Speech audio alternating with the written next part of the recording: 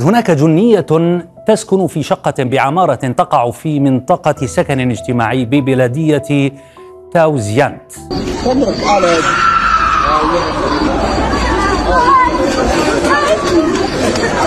الله أكبر.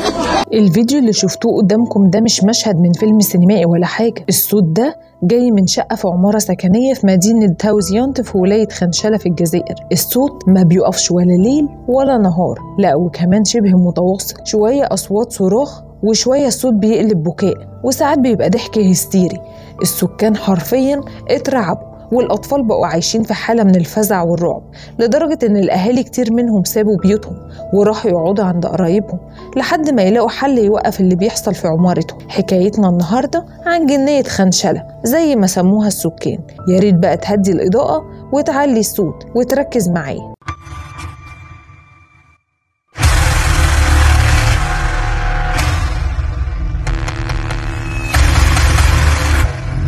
مرة واحدة وبدون مقدمات وفي نص الليل والناس كلها نايمة تقريبا في بيوتها، ووسط الهدوء ده كله سمعوا صوت سيدة بتصرخ صراخ غريب جدا وكأنها بتستغيث من حاجة. الكل سكت لوهلة وبدأوا يركزوا وبقوا مستنيين يعرفوا الصوت ده جاي منين. ومفيش ثواني بسيطة الصوت اتكرر تاني، لكن المرة دي بصوت أعلى، وفضل بعدها الصريخ مستمر. وبعد فترة الصوت بقى بيسكت شوية والهدوء يعم المكان، وبعدها يرجع الصوت من جديد. العمارة مكونة من 5 أدوار. سكان العمارة كلهم نزلوا وبقوا واقفين في الشارع حوالين العمارة، ومن شدة الصوت سكان العماير اللي حواليهم نزلوا هم كمان، والكل بقى واقف تحت العمارة بيبص وبيحاول يعرف مصدر الصوت. وبدأ الرجالة يجتمعوا ويتفقوا انهم يطلعوا دور دور عشان يحاولوا يتبعوا الصوت ويعرفوا مصدره ويعرفوا هو جاي من أنه شقة. هما كل تفكيرهم لحد دلوقتي ان ده صوت واحدة محبوسة أو في حاجة وبتستغيث. المهم فعلا بدأوا يطلعوا دور دور عشان يلاقوا مصدر الصوت لحد ما وصلوا عند شقة رقم 2. الشقة دي محدش أصلا كان ساكن فيها ومقفولة وفاضية بقالها يجي 2 أو أكتر، والشقة لها بابين، باب خشب عادي وكمان باب حديد زيادة بره. وفضل السكان واقفين قدام الباب بتاع الشقة لحد ما اتأكدوا إن الصوت ده طالع فعلا من الشقة دي. فازاي حد قدر يدخل هنا ويعرف يفتح البابين والشقة دي مهجورة أساسا؟ الناس اتصلوا بصاحب الشقة وبلغوه إن في واحدة جوه الشقة بتاعته وبتصرخ صراخ هستيري وبتستغيث وشكلها محبوسة جوه الشقة. رد عليهم صاحب الشقة وقال إنه مغترب أصلا في أسبانيا ومسافر بره البلد بقاله فترة كبيرة جدا ومش متواجد هناك، لكنه يقدر يبعت واحد قريبه ساكن بعيد شوية عن الحي السكني بتاعه بس معاه نسخة من المفتاح. وبالفعل كلموا قريبه وقال لهم أنا جاي في السكة. في الوقت ده وعقبال ما الراجل اللي معاه المفتاح يجي ويفتح الشقة، السكان بدأوا يخبطوا على الباب ويحاولوا يتكلموا مع الست اللي جوه ويهدوها ويطمنوها إنهم هيفتحوا لها، لكن الست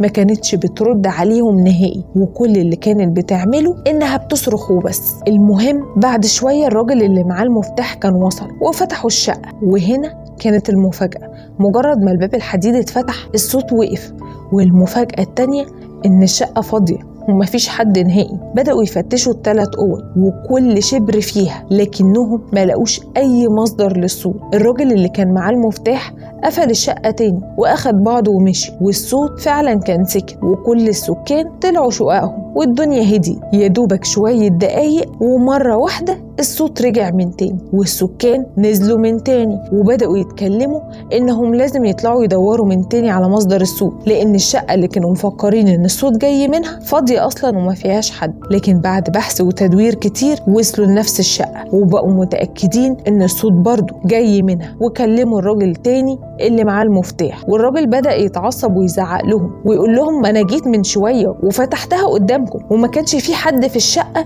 ولا أي مصدر للصوت. المهم الجيران بدأوا يقولوا له إحنا مش عارفين ننام، أولادنا مرعوبين ومفزوعين، لو سمحت ارجع تاني لازم نحل الموضوع. بس في الوقت ده الجيران بدأوا يتأكدوا إن الصوت اللي جاي من الشقة ده صوت جن مش صوت بشري، لأن الصوت كان عالي جدا ومتكرر ومش بيسكت. مين من البشر عنده طاقة يصرخ بالطريقة المستمرة دي؟ ده غير كمان إن مفيش أي مصدر للصوت غير الشقة الفاضية. الراجل فعلا وفعلا رجع تاني وفتحوا الشقة مرة تانية. بس الغريب انهم مجرد ما بيفتحوا الباب الصوت بيسكت، ويدخلوا يدوروا جوه الشقة ما بيلاقوش حاجة، وأول ما بيقفلوا الباب الصوت بيرجع من تاني. المهم الناس قالت احنا خلاص بقينا قرب الفجر، احنا نطلع ننام والصبح نجيب شيخ يشوف لنا بقى حل في المهزلة دي. عقبال ما الصبح كان طلع الصوت كان اختفى تماما، وبعد شوية السكان راحوا جابوا شيخ للشقة، وبالفعل الشيخ جه.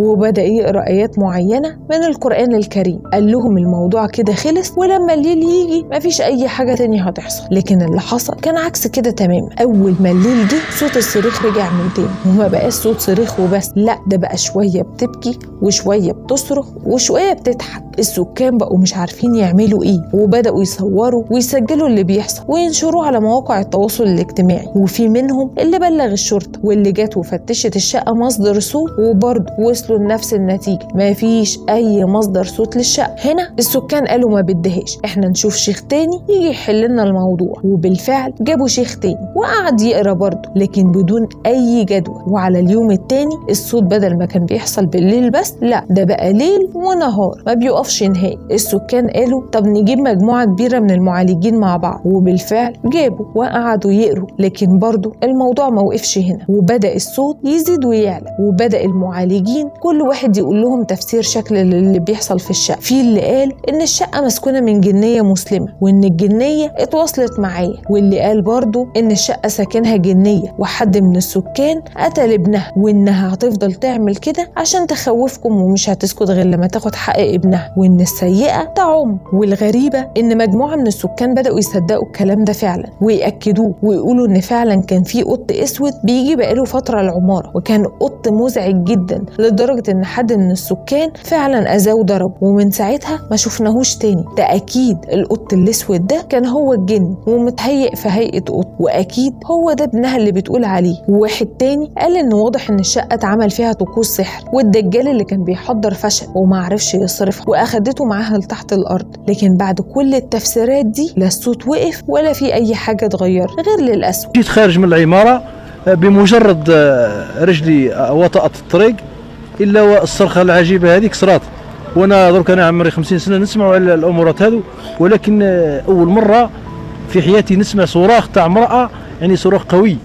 بعد كام يوم على الوضع ده، ومرة واحدة برضو بدون مقدمات وفي نص الليل والكل كان نايم، النار ولعت في العمارة، وبقى بيحصل زي صوت انفجار، والنار عمالة تزيد أكتر وأكتر. الله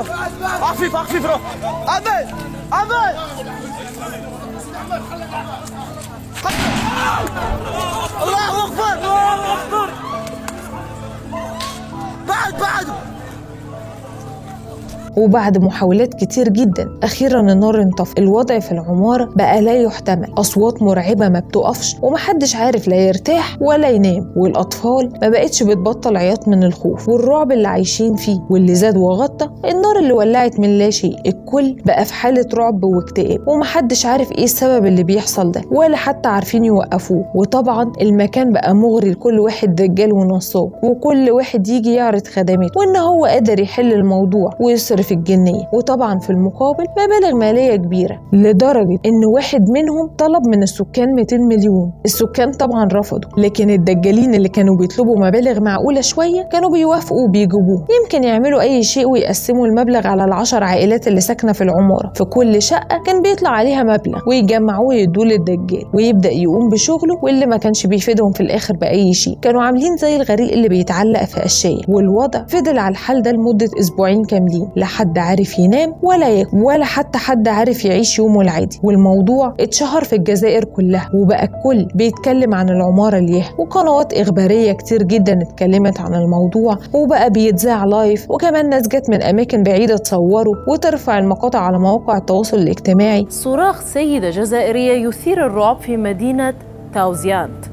تداول رواد مواقع التواصل الاجتماعي مقطع فيديو مرعب يظهر عدد من المواطنين متجمعين أمام مبنى في مدينة تاوزيانت الجزائرية بعد سماع صراخ امرأة مخيف وقوي، ولكنهم بمجرد غلق الباب الحديدي الخارجي للشقة يسمع صراخ المرأة من جديد وكأنها تستعمل مكبرا للصوت بحسب من تحدثوا لوسائل الإعلام من أهل المنطقة.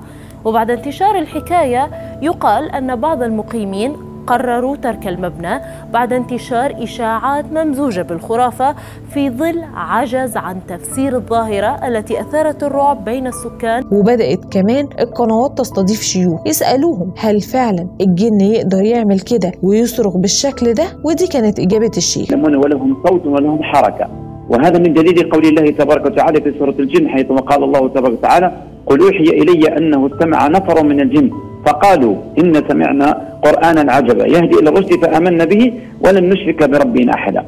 فدل هذا على أن الجن لهم صوت ولهم حركة ولهم شكل ولهم هيئة وله همس، وهذا من قول الله تبارك وتعالى: وإما ينزغنك من الشيطان نزغ فاستعذ بالله. هذا واضح ولا شك فيه بإذن الله تبارك وتعالى. يعني هنالك صوت للجن. نعم، هناك صوت للجن، ولذلك نص الفقهاء رحمهم الله على أن الأماكن المهجورة وقد عينت بهجرانها فالأصل الاستبراء فيها بالقراءة والذكر واستطراد الجن قبل تعميرها. قالوا وأدنى ذلك الفقهاء يعني قالوا وأدنى ذلك أن يؤذن فيها ويذكر فيها كتاب الله تبارك وتعالى. وزي ما الموضوع بدأ فجأة انتهى برضه فجأة ولوحده وبدون تدخل من أي حد، وتحديدا نهار يوم الجمعة صوت الصراخ انتهى تماما ووقف وما رجعش تاني. الناس قالت أكيد إن أول ما الليل يجي الصوت هيرجع من تاني، وبالفعل كانوا مستنيين الصوت يشتغل في أي لحظة، لكن ده ما حصلش. الصوت اختفى لوحده والأمور رجعت لطبيعتها ومحدش عارف الصوت بدأ ليه ولا انتهى ليه. بس طبعا بعض النظريات والفرضيات بدأت تظهر وكل واحد بدأ يقول رأي. اللي بقى يقول إن الصوت ده كان أكيد فعلا الجنية الأم وكانت جاية تنتقم مننا عشان الساكن اللي معانا في العمارة اللي ضرب القط الأسود، وإن أكيد القط ده كان ابنها ومتجسد في هيئة قط، ولما ضربه قتلها ابنها أو أذاه وهي كانت بتردها لنا. واللي بقى يقول إن أكيد حد كان حاطط مكبرات صوت في حتة ومشغل عليها المقاطع دي عشان يخوف السكان، وإنه أكيد نزاع على شقة في العقار أو حاجة من هذا القبيل، لأن الصوت كان مكرر وشبه بعض وإن مفيش جن هيعمل كده. وناس تانية بدأت تقول إن غالبا الصوت ده كان صوت واحدة مجنونة أو مريضة نفسيا ويمكن حد حابسها في شقة من الشقق. وناس تانية بدأت تكذب الكلام ده كله لأن مش معقول في بني آدم هيقعد أسبوعين يصرخ بالشكل المستمر ده وصوته على الأقل مش هيروح. أنا بني آدم عنده القدرة الفظيعة دي. وانقسمت الآراء ومحدش بقى عارف الحقيقة فين. وأهم شيء طبعا في كل ده إن الموضوع انتهى وخلاص. دي كانت حكاية النهاردة. لو عجبتك يا ريت تعمل لايك وتكتب لي في الكومنتات انت مع انه رأي فيهم، ولو عندك رأي مختلف عن اللي الناس قالته برضو عرف. واستنوني في حكاية جديدة من حكاوتي. أشكركم على المتابعة ودمتم بخير.